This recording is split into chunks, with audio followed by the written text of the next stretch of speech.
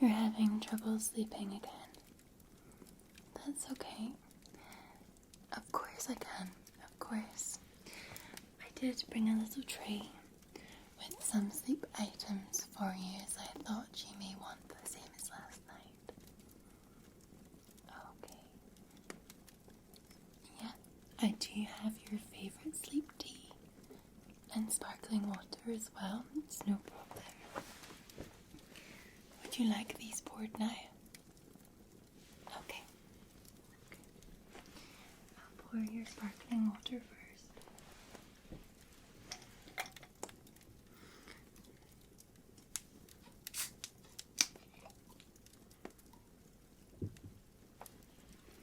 Here we are.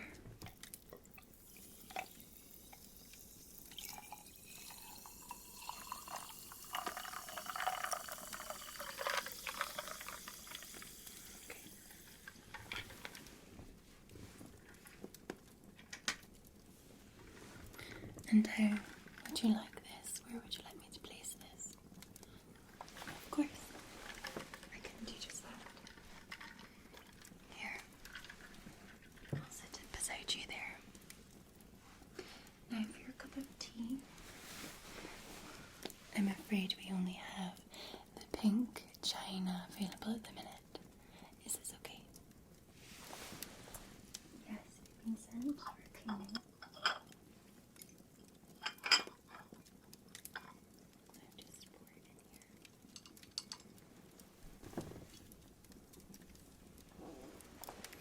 I do. This is your sleep tea, your cinnamon and apple and passion flower.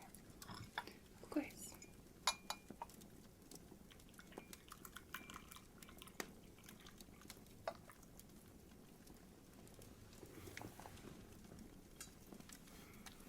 And where would you like me to pop this? Of course. Yes, it would be best to let it cool down a little bit. No problem, I will set this right beside you.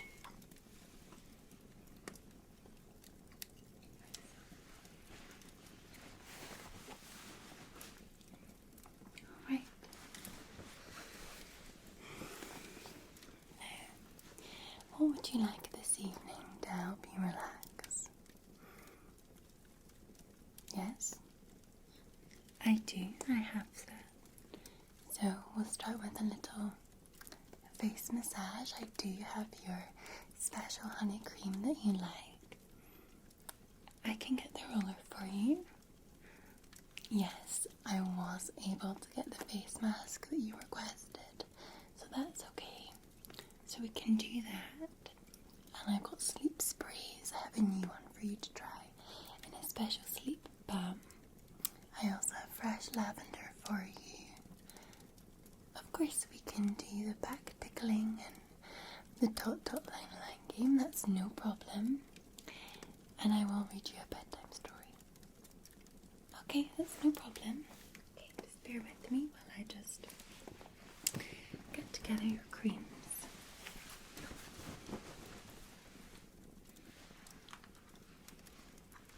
Is this the one you were after? Alright.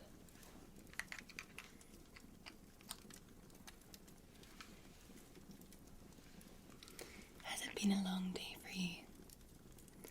Yes. You're always very busy in your study. Alright. Okay, hold still. I'm just going to start massaging your face. There we are. Yes, the doctor did say that a face massage will help stimulate the blood flow in your face. Like so, it's no problem. It does smell beautiful,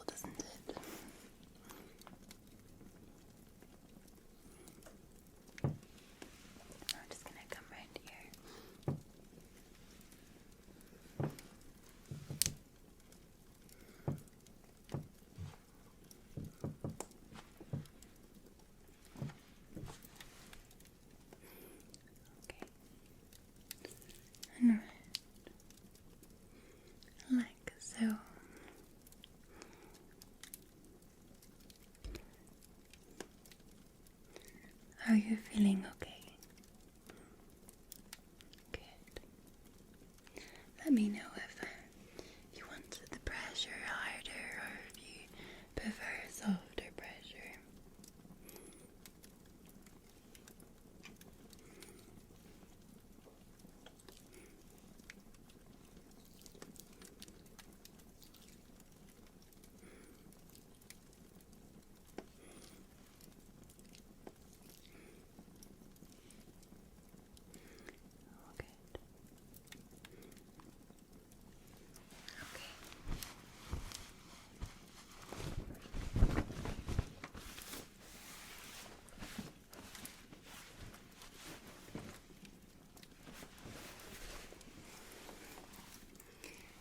Did that feel okay?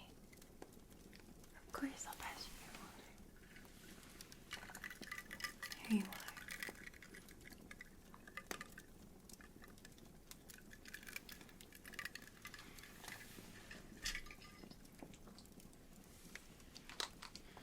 Alright.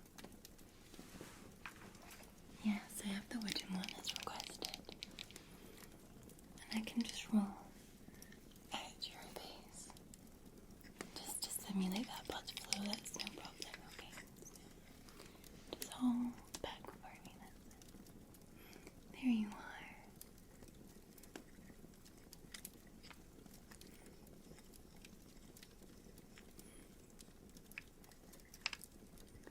Lovely.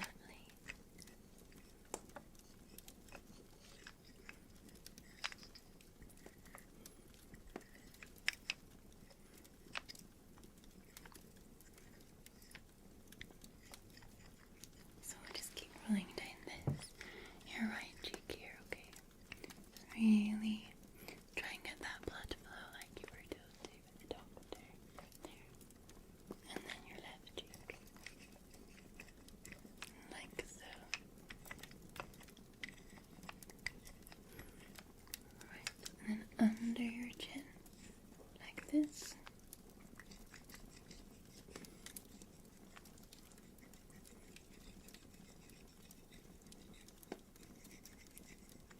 And then across your forehead. Like so.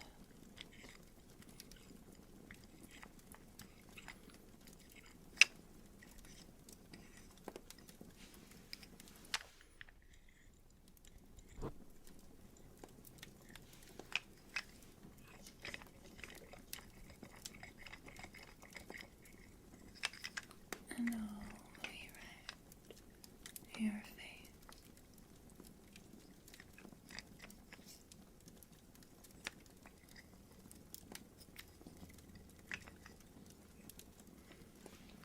Okay.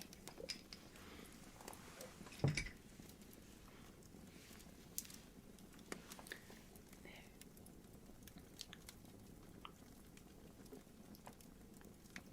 Like so. Alright.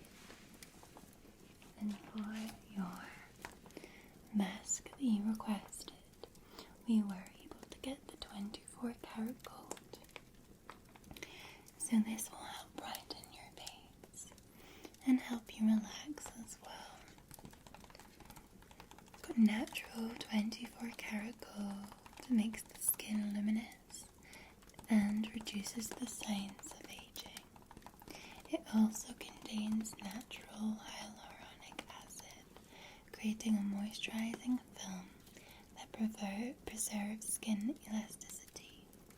Natural collagen helps to maintain your skin's youthful appearance, and vitamin E has an antioxidant effect which helps to preserve the skin from aging signs.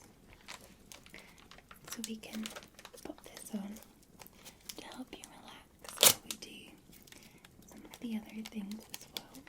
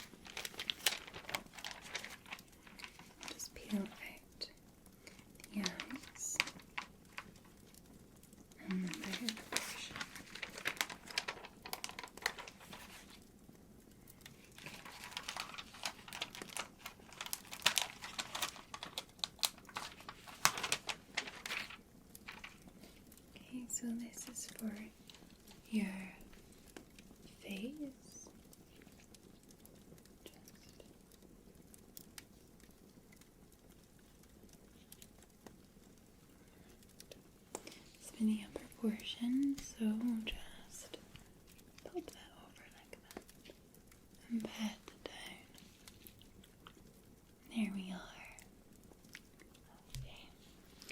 And then your lower portion here as well. That goes around your mouth. And we'll just pat that down. Does that feel okay? Good. There. Wonderful. If you fall asleep, don't worry, I'll take it off very gently so that I won't wake you. Alright. Yes, I do. So I have your spray here. This is a sleep pillow mist and it contains lavender, vetiver, jasmine, Roman chamomile, lang lang as well. Alright, I'll spray both sides of your pillow.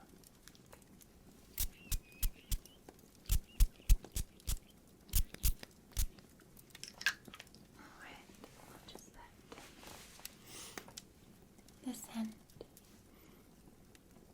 relax. That's it, okay.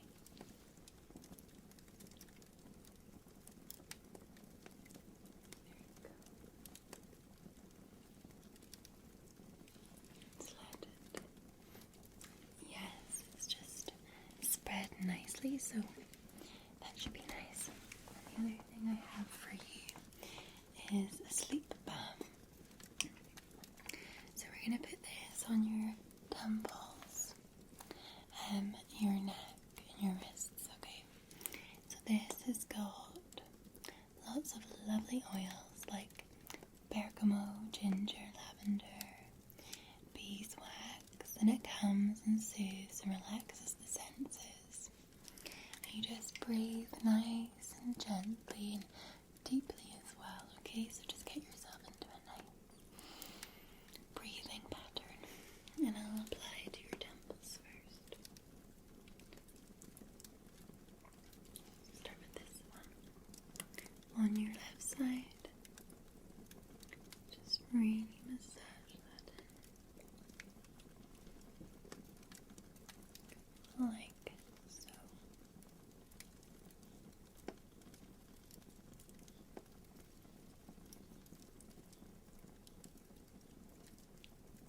Alright, and we'll do your right temple. Just gently massage this in.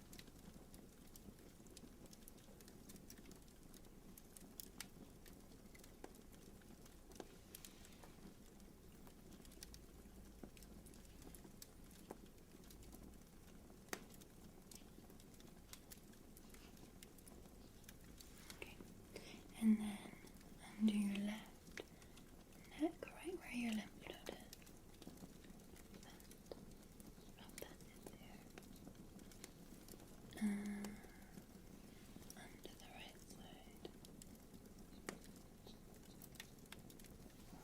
And then if we can do your left wrist, like so. And your right wrist. There we are. I also have a little bag of fresh lavender that we secured for you today to just sit beside you on your pillow. So we put it here. There. Is that okay? Great. Alright. Well, of course we can do some back scratching so I can play the game. The draw a snake upon your back. And I can do the dot dot line like here. Okay, well just close your eyes. I'm just gonna back tickle. So I draw a snake upon your back. And guess which finger I tapped you with last? It was this one. It's because you saw. Okay, and again.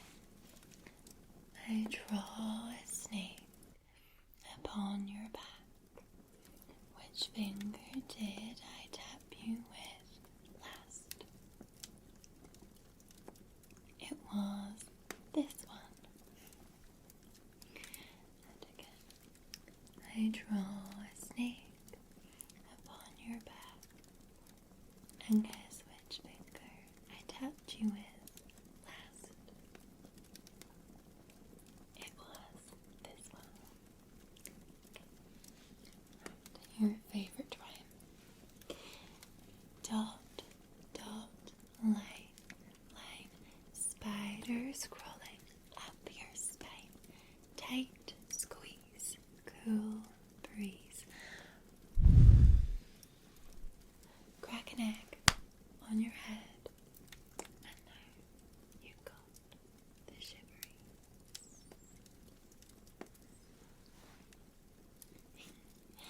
Okay. Dot, dot, line, line. Spiders crawling up your spine. Tight squeeze, cool breeze.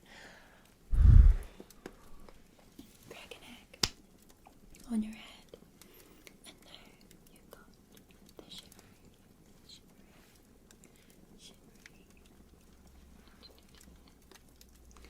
And one more time. Okay. Dot, dot, line, line. Spiders crawling up your spine. Tight squeeze, cool breeze. Crack an egg on your head, and now you've got the shivery.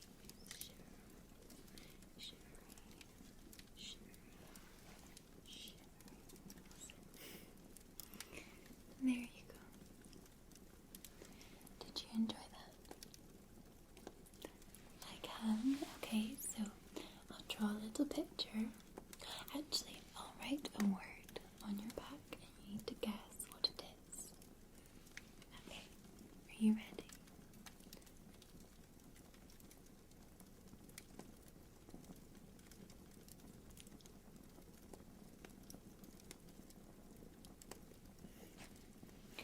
What did I write?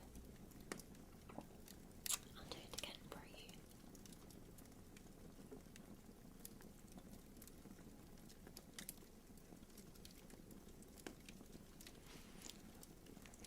I wrote trouble. I'll do another one.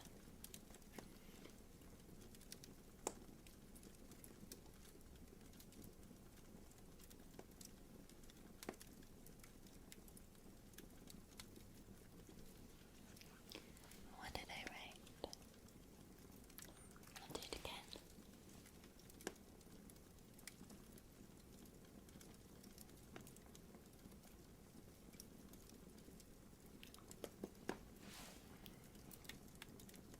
I'll do it one more time.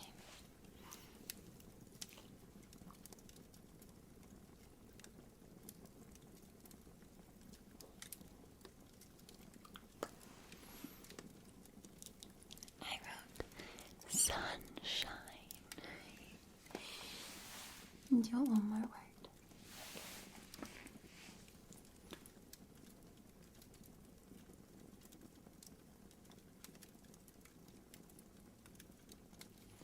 What did I draw? I wrote I love you. Alright, now we ought to move on to your bedtime story. I hope your mask is holding up okay. Okay, let me just get your toy book.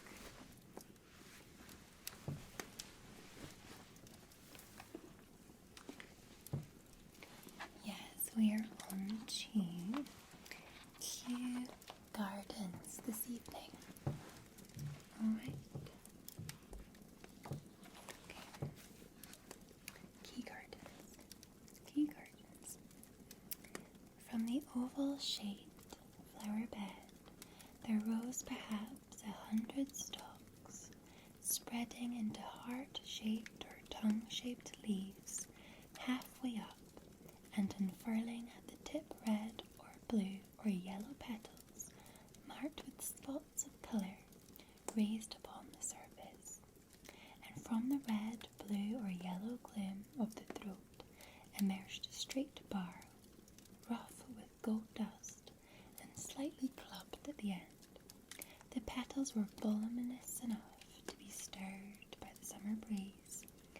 and when they moved, the red, blue, and yellow lights passed one over the other, staining an inch of the brown earth beneath with a spot of the most intricate colour.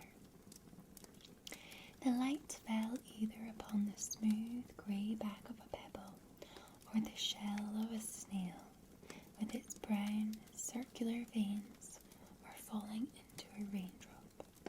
It expanded with such intensity of red, blue, and yellow, the thin walls of water, that one expected them to burst and disappear. Instead, the drop was left in a second silver grey once more, and the light now settled upon the flash of a leaf. Again it moved on and spread its illumination in the vast green spaces beneath the dome of the heart-shaped and tongue-shaped leaves. Then the breeze stirred rather more briskly overhead, and the colour was flashed into the air above, into the eyes of the men and women who walk in Kew Gardens in July. The figures of these men and women straggled past the flower bed with a curiously irregular movement, not unlike that of the white and blue butterflies who cross the turf in zigzag flights from bed to bed. The man was about 6 inches in front of the woman, strolling carelessly while she bore on with greater purpose, only turning her head now and then to see that the children were not too far behind.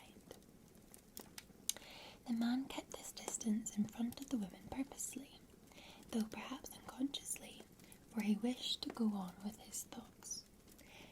15 years ago I came here with Lily, he thought. We sat somewhere over there by a lake, and I begged her to marry me all through the hot afternoon. How the dragonfly kept circling round us. How clearly I see the dragonfly in her shoe with the square silver buckle at the toe. All the time I spoke, I saw her shoe when it moved impatiently. I knew without looking up what she was going to say. The whole of her seemed to be in her shoe. And my love, my desire, were in the dragonfly. For some reason I thought that if it settled there on the leaf, the broad one with the red flower in the middle of it, if the dragonfly settled on the leaf, she would say yes at once. But the dragonfly went round and round, and it never settled anywhere. Of course not. Happily not. Or I shouldn't be walking here with Eleanor and the children. Tell me, Eleanor, do you ever think of the past? Why do you ask, Simon? Because I've been thinking of the past. I've been thinking of Lily, the woman I might have married. Well, why are you silent? Do you mind my thinking of the past? Why should I mind, Simon? Doesn't one always think of the past in a garden with men and women lying under trees? Aren't they one's past, all that remains of it? Those men and women, those ghosts lying under the trees, one's happiness, one's reality. For me, a square silver shoe buckle and a dragonfly. For me, a kiss. Imagine 6 little girls sitting before their easels 20 years ago, down by the side of a lake, painting the water lilies, the first red water lilies I'd ever seen, and suddenly a kiss, there on the back of my neck, and my hands shook all the afternoon so that I couldn't paint. I took out my watch and marked the hour when I would allow myself to think of the kiss for 5 minutes only. It was so precious, the kiss of an old grey-haired woman with a wart on her nose, the mother of all my kisses all my life. Come, Caroline, come, Hubert. They walked on past the flower bed, now walking 4 abreast, and soon diminished in size among the trees, and looked half transparent as the sunlight and shade swam over their backs in large, trembling, irregular patches. In the oval flower bed, the snail, whose shell had been stained red, blue, and yellow for the space of 2 minutes or so, now appeared to be moving very slightly in its shell, and next began to labour over the crumbs of loose earth which broke away and rolled down as it passed over them. It appeared to have a definitive goal in front of it, differing in this respect from the singular high-stepping angular green insect who attempted to cross in front of it, and waited for a second with its antennae trembling as if in deliberation, and then stepped off as rapidly and strangely in the opposite direction.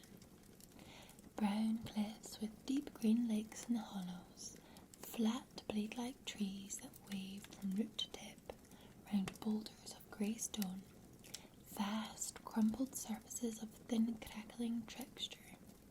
All these objects lay across the snail's progress, between one stalk and another to his goal. Before he decided whether to circumvent the arched tent of a dead leaf or to breast it, there came past the bed the feet of other human beings. This time they were both men. The younger of the two wore an expression of perhaps unnatural calm.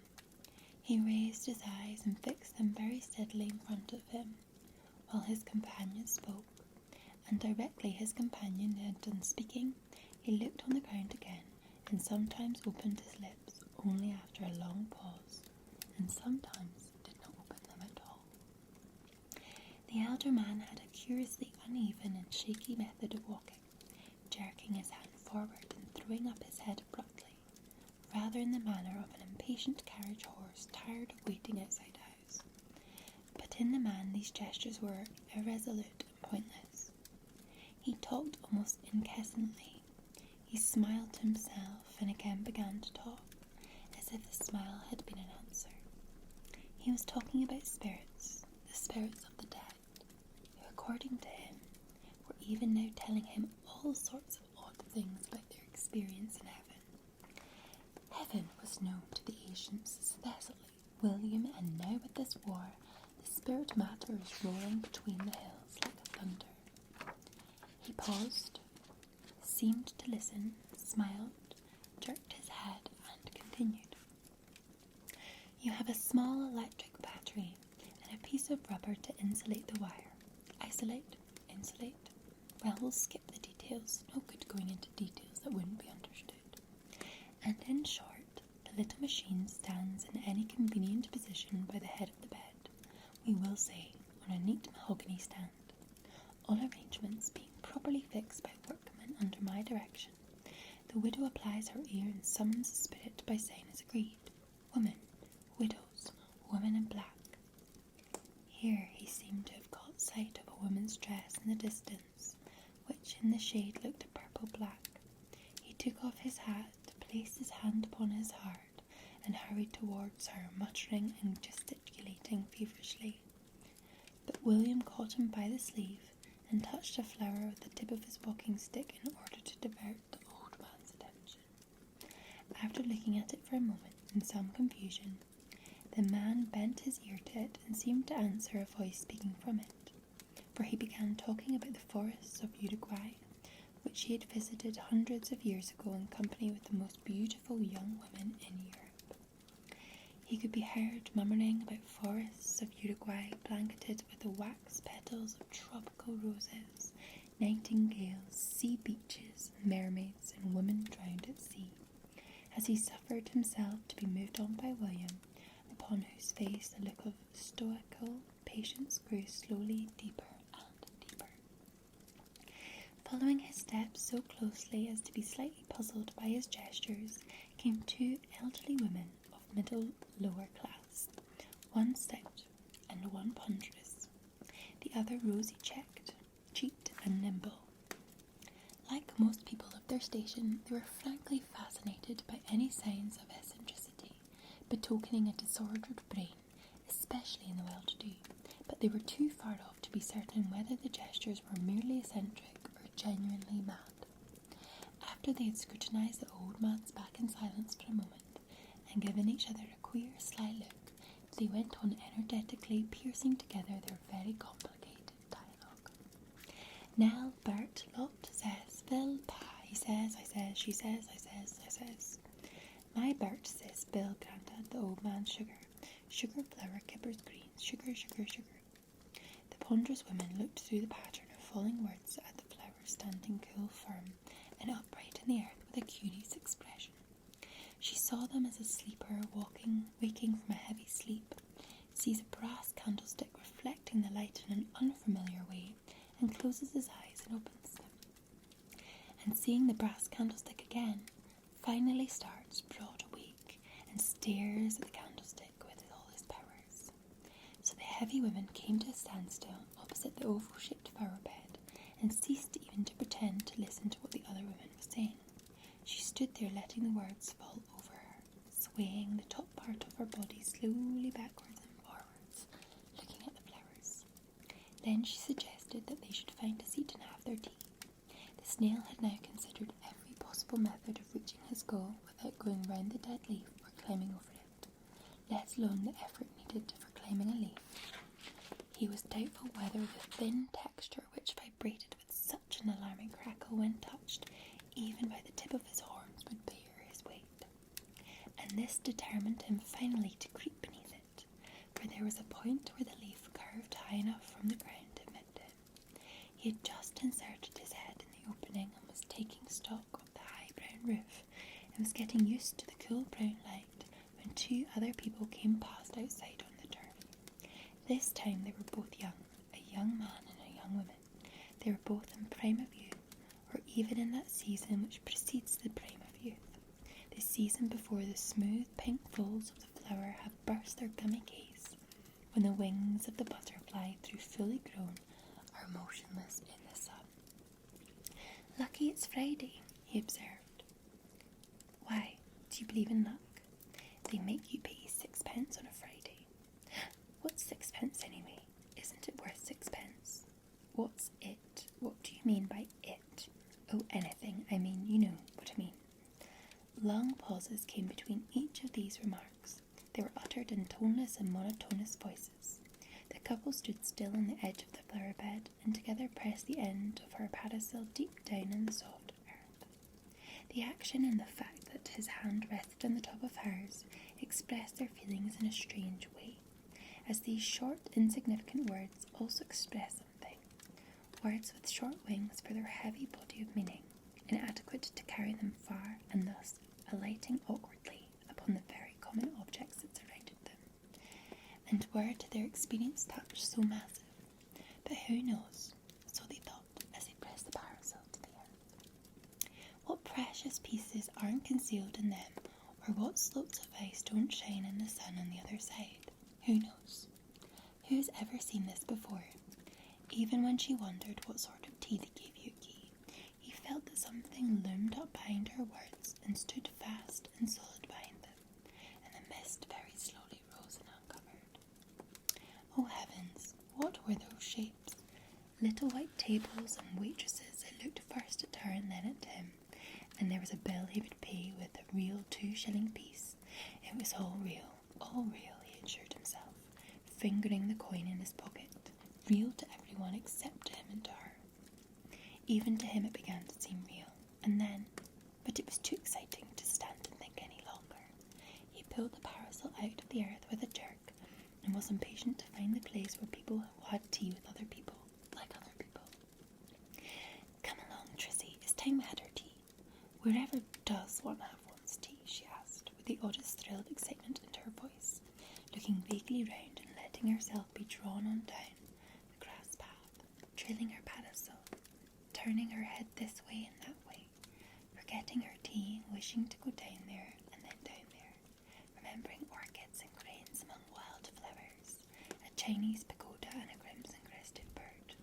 But he bore her on, thus, one couple after another, with much the same irregular and aimless movement, passed the flower bed, and were enveloped in layer after layer of green-blue vapour, in which both at first their bodies had substance and a dash of colour, but later the substance and colour dissolved in the green-blue atmosphere. How hot it was, so hot that even the thrush chose to hop like a mechanical bird in the shadow of the flowers, with long pauses between one movement and the next, instead of rambling vaguely the